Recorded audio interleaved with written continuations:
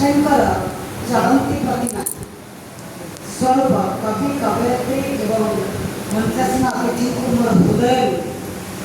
अशेष प्रणाम जनाऊँ एवं आज गीतारानी जोड़ी देते मत आसी भी कही मोर आज अनेक शेड्यूल तापर भी मुझे कहली नहीं मुझे पछे पड़े सार भी आसिक कहली कि मुझे गोटे कथा आसिक देखिली विद्या कथा पढ़ी नम्रंती फलिन वृक्षा नम्रंती गुणिन जना एत साहित्य आसर जा बाहर को भी जाती कि कौन जगह प्रथम आज देखिली जे अतिथि मैंने आम अति नम्र भाव तले बसुँच एवं कवि कवयित्री मैंने समस्त को चौकी प्रदान करें कथा भावना मत अधिक उद्भूत कर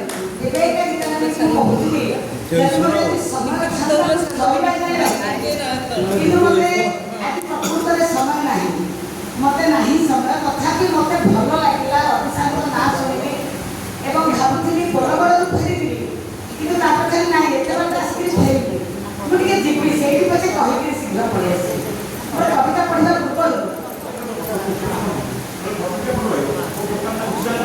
कविता पाठ करी पूर्व